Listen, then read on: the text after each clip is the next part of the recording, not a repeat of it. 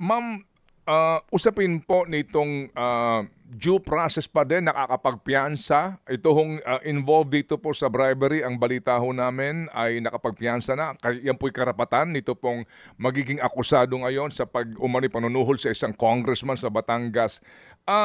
Meron din pong kaisipan, ma'am, no, na kaya yung iba ay patuloy din po sa kanilang gawi ng pangungulimbat sa pera ng bayan kasi yung plunder law natin masyadong maluwag.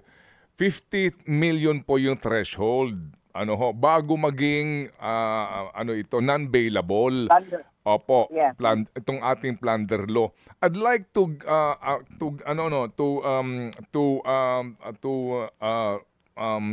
remind you of the case din po ng isang Dennis Cunanan. Opo. I'm sure you're familiar with him. If you notice, ma'am, opo, binilang namin ang kanyang conviction.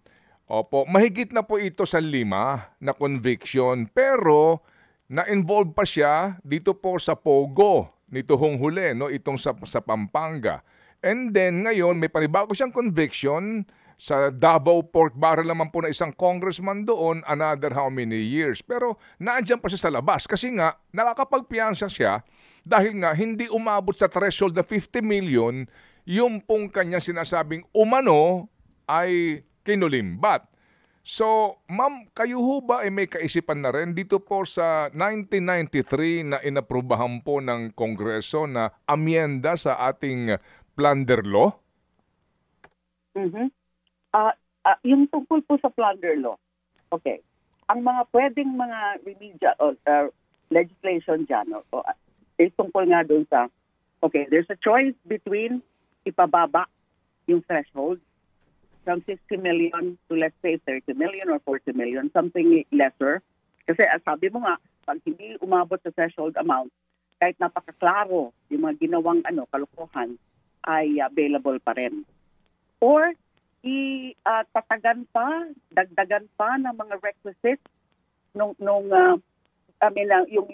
magiging mas malinaw na, kasi nga yung plunder series of a combination of overt acts. Tapos yung kalokohan na amount, yung amount na plunder ay yung 50 and above. Yun po. Now, it's good that you raised that point about Dennis Cunanan. Ako rin nagsasabi ako. Dahil nga, these are individual cases, and in individual cases, hindi umabot sa 50M threshold. We can consider an amendment, a mandatory law. Now that nabanggit mo po yan, said, na why not also craft another definition of plunder?